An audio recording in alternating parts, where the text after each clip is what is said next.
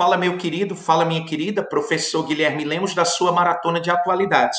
Hoje eu gostaria de te apresentar uma dica super importante, uma efeméride, uma data redonda que esperamos seja contemplada na prova do Exame Nacional do Ensino Médio.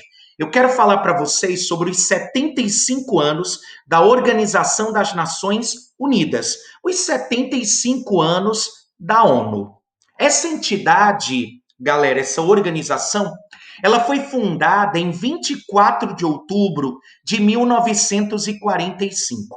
Ela sucede a ideia fracassada da Liga das Nações e pós-Holocausto.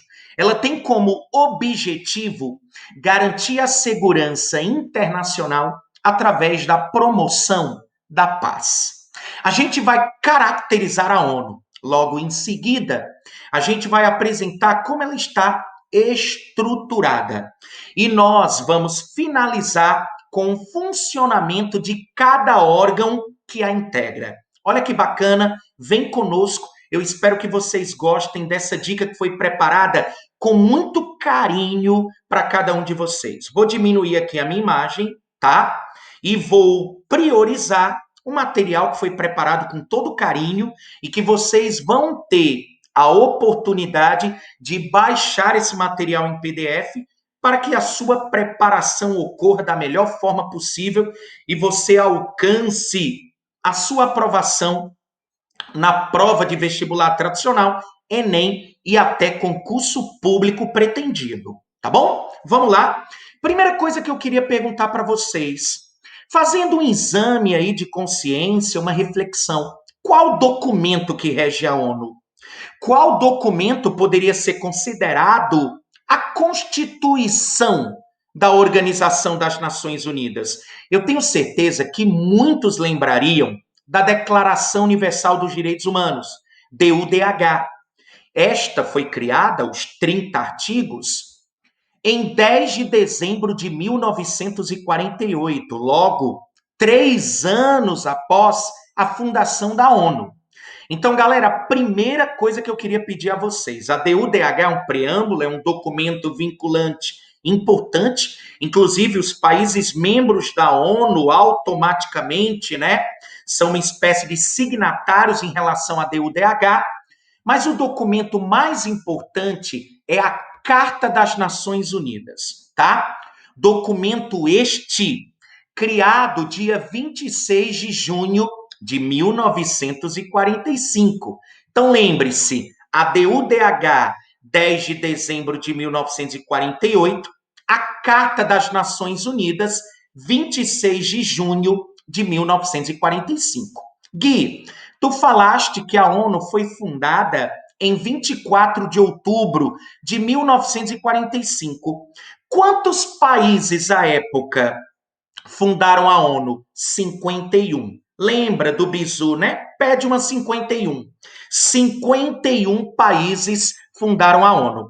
Informação de suma importância. O Brasil é um dos países que fundaram a ONU? Sim. E lembre-se que desde 1947 existe representação da ONU no Brasil, tá bom?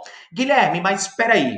Lá, durante a fundação, 51 Estados-membros. Mas, atualmente, parece uma chamada telefônica para órgão de segurança, né? 193.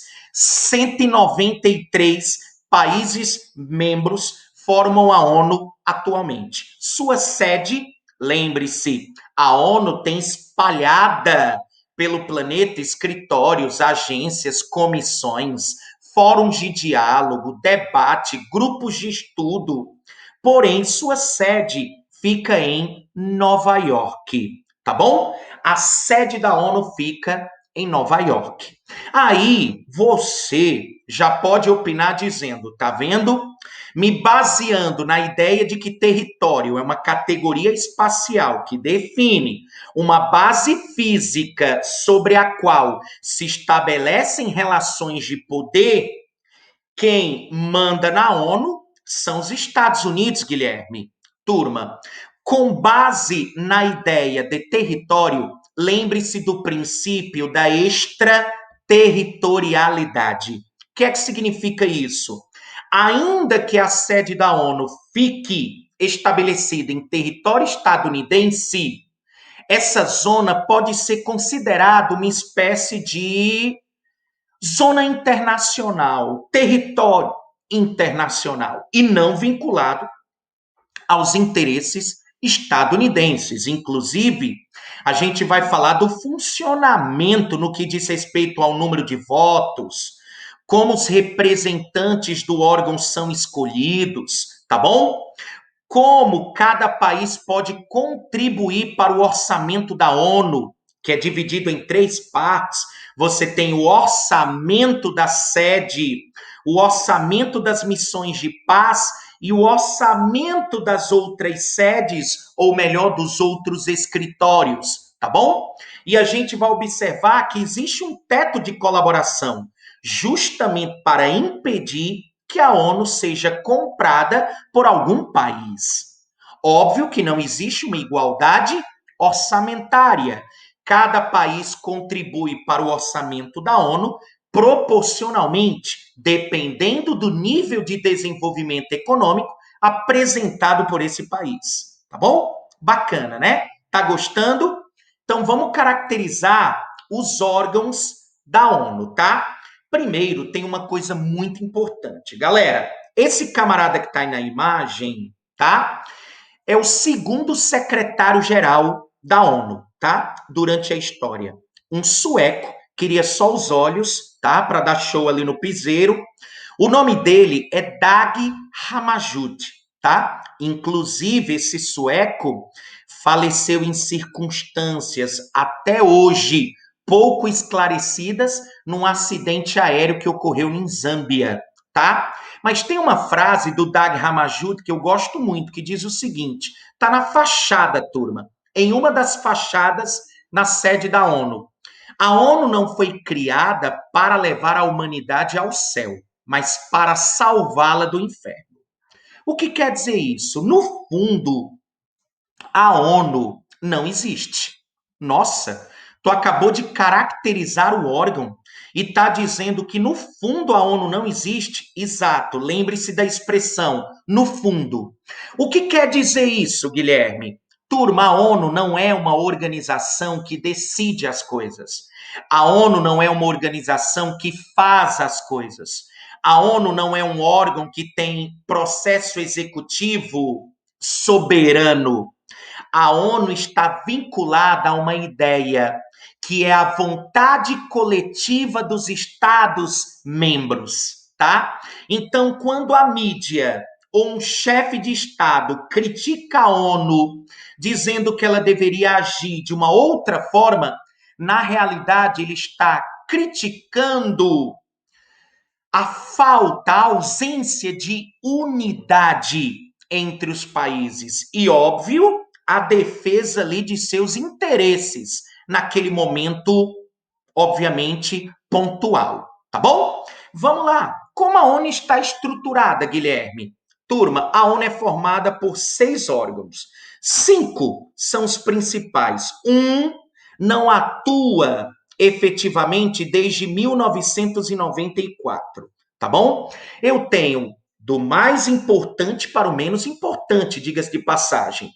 Assembleia Geral, Conselho de Segurança, Conselho Social e Econômico, que a gente pode apelidar de ECOSOC, Secretariado, CIG, que é a Corte Internacional de Justiça, e o Conselho de Tutela. Bacana? O senhor vai trabalhar cada um destes? Exato. Tá com paciência? Tá achando bacana o Marathon News?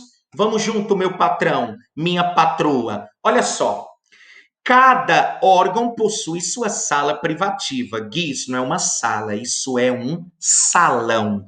É onde ocorre as Assembleias Gerais, que é o órgão mais importante, tá bom? Esse ano, turma, foi realizada, ou melhor, está sendo realizada, a 75ª AGNU, Assembleia Geral das Nações Unidas, que começou dia 15 de setembro. Alto lá, Guilherme. O presidente brasileiro Jair Messias Bolsonaro, o 38º presidente da República Federativa do Brasil, ele fez a abertura do debate geral dia 22 de setembro, Guilherme, não foi dia 15. Calma. O Brasil, desde o último governo militar de João Batista Figueiredo, é o país que abre a cerimônia conhecida como debate geral, que ocorre uma semana após a abertura oficial. Galera, a Assembleia Geral, ela dura mais de 3 semanas, tá? E vocês vão observar, vão acompanhar que ela possui uma série de atribuições, tá bom? Professor, me diga uma coisa, quantos países participam dessa Assembleia? Os 193. Entretanto, esse ano, a Assembleia ela foi praticamente virtual. Em que sentido? A maioria dos chefes de Estado enviaram mensagens em vídeo. Óbvio, qual a justificativa? Pandemia de Covid-19. Devido ao cenário pandêmico, vários chefes de Estado optaram por enviar mensagens de vídeo, ou seja, externar, realizar seus pronunciamentos através aí do dispositivo remoto, tá? Através de um pronunciamento remoto. Professor, existe pauta para a Assembleia Geral das Nações Unidas? Sim. O secretário-geral da entidade, o português Antônio Guterres, ele reforçou em seu discurso o apoio pelo multilateralismo, ou seja, pela globalização, pela busca por uma unidade, pelo aumento do grau de interdependência entre as nações. Lembre-se que a globalização é um processo de expansão do capitalismo em escala global. Bacana? Professor, quais eram as pautas? Inclusive, uma das perguntas que você pode ter feito: alguns chefes de Estado poderiam se negar a tratar sobre determinados assuntos polêmicos? Por exemplo, Donald Trump, o 45º presidente dos Estados Unidos, poderia se negar a falar sobre a pandemia de Covid-19 e atacar a China com comentário sinofóbico sobre rotular o vírus de um vírus da China? Bom, o presidente brasileiro poderia não tratar de meio ambiente, por exemplo, e escolher no tempo que dispõe outros assuntos? Turma, até podem, né, externar suas opiniões sobre diversos assuntos. Entretanto, existe uma pauta da Assembleia Geral e esse ano foram 4 pautas. A primeira, a pandemia de Covid-19 no centro do debate mundial. Segundo, os 17 Objetivos do Desenvolvimento Sustentável. A Agenda 2030, que faz parte do terceiro órgão, o Conselho Econômico e Social, o ECOSOC. Os 17 Objetivos do Desenvolvimento Sustentável, que foram criados em 2015 e que compõem a Agenda 2030, tá bom? Por exemplo, então, peraí, pandemia de Covid-19, os 17 ODS, a perda sem precedentes da biodiversidade global. Agora está justificado porque, por exemplo, do nosso presidente ter falado sobre as queimadas na Amazônia, as queimadas no bioma do Pantanal, tá bom? E, por último, lembre-se que no dia 18 de setembro, nós lembramos o Dia Internacional da Igualdade Salarial. Então, igualdade de gênero também foi pauta da 75ª Assembleia Geral das Nações Unidas. Então, as 4 pautas aí determinadas, tá bom? Vamos caracterizar agora cada órgão, turma. Essa imagem, obviamente, do ano passado, tá bom? E aí apresenta no salão da Assembleia Geral a presença do nosso presidente fazendo a abertura do debate geral, tá bom? O que é a Assembleia Geral, Guilherme? É um órgão formado por todos os países membros, 193, onde cada um tem direito a um voto. Galera, estão distribuídos através de 5 blocos regionais, onde, através de rodízio, escolhem o presidente da sessão anual. Olha que interessante. A ONU possui presidente da sessão anual e secretário-geral. O secretário-geral é aprovado pelo Conselho de Segurança. E o presidente da sessão anual é escolhido pela Assembleia Geral.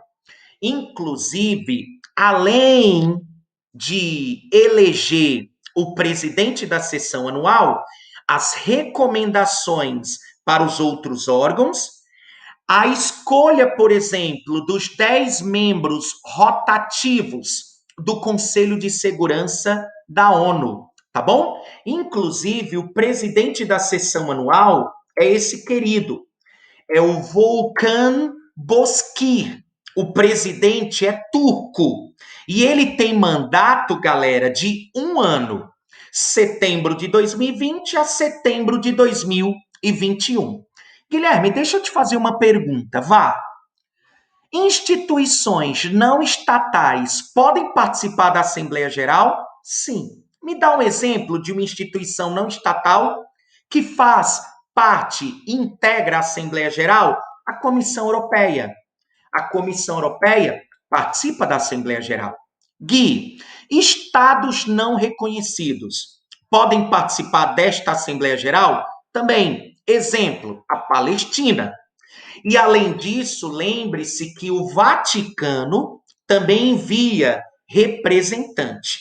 Galera, a Comissão Europeia, a Palestina e o Vaticano seriam o que nós chamamos de membros observadores. Bacana? Para quem tem interesse por comércio exterior, relações internacionais, diplomacia ou mesmo aprender outros idiomas, uma excelente oportunidade é acompanhar a Assembleia Geral, porque ela apresenta um conjunto de intérpretes. E olha que bacana, galera, são 6 idiomas oficiais da Organização das Nações Unidas: o inglês, o francês, o espanhol, o russo, o chinês e o árabe. São os 6 idiomas oficiais da ONU.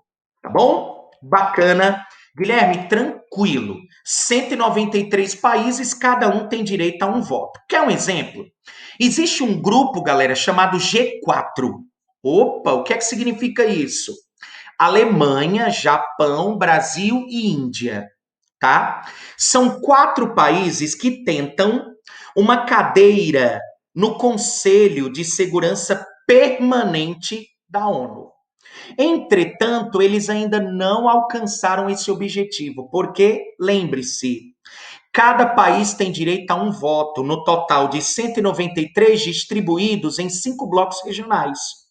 Lembrem-se vocês que cada país tendo direito a um voto, existem matérias que são aprovadas através de maioria simples e tem matérias que necessitam de uma maioria chamada aí de qualificada, onde seriam necessários 2/3 dos votos.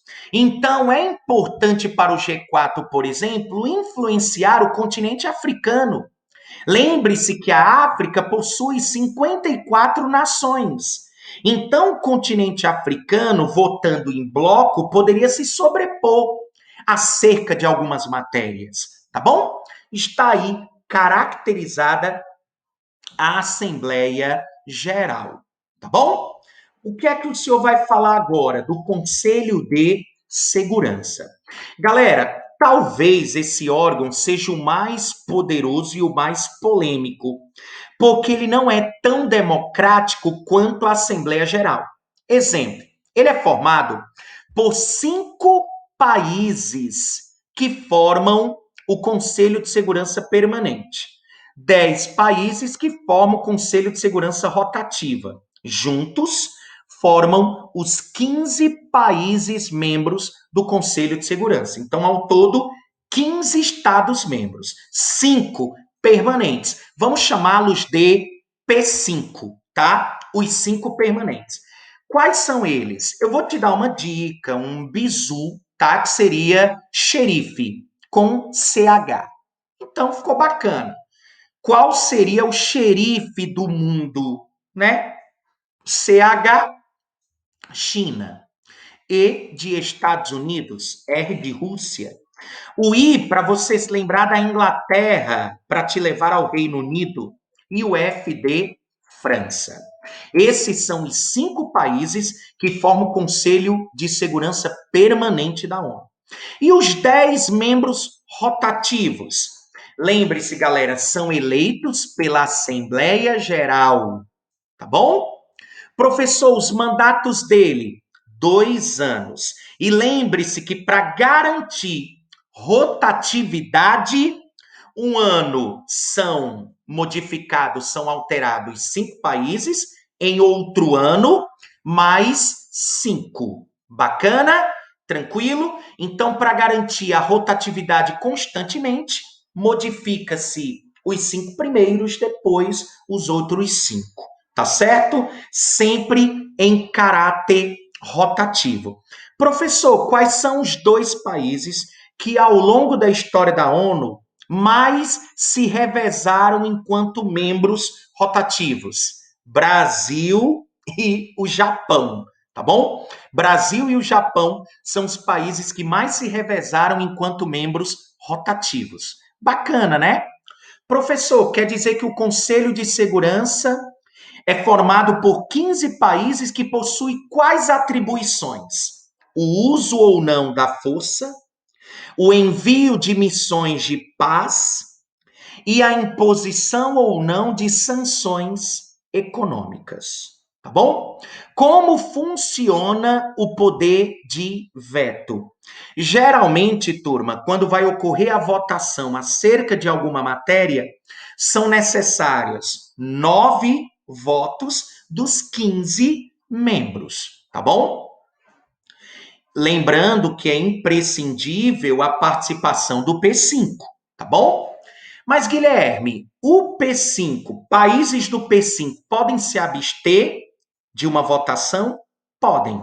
Entretanto, se um destes votar contra, geralmente essa matéria ela é reavaliada, ela é rediscutida, até que se chegue a um denominador comum.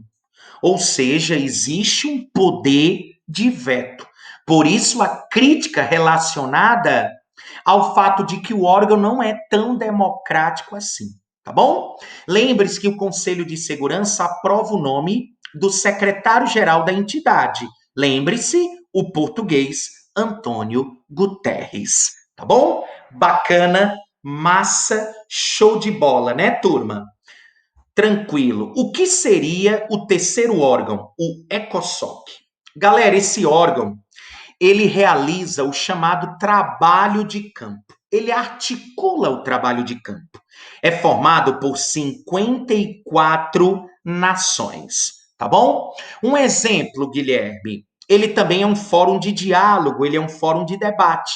Mas um exemplo muito conhecido é a organização conhecida como Médicos Sem Fronteiras. Lembrando que esses 54 países também são escolhidos pela Assembleia Geral da ONU, tá? Também são eleitos pela Assembleia Geral da ONU. Então, os Médicos Sem Fronteiras e os 17 Objetivos do Desenvolvimento Sustentável são importantes. Primeiro, organização, Médicos Sem Fronteiras. Segundo, a agenda criada pela ECOSOC, tá bom? Que seria uma organização, ou melhor, um órgão que atua de forma mais articulada, realizando de fato um trabalho de campo, tá bom?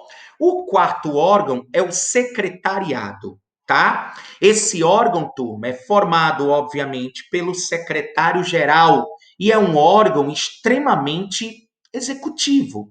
Um exemplo, turma, é que o secretário da ONU, ele aponta, por exemplo, para onde chefes de Estado tá? Devem ser incumbidos de levar a paz. Em que sentido, Guilherme? Está muito metafórico. Olha só.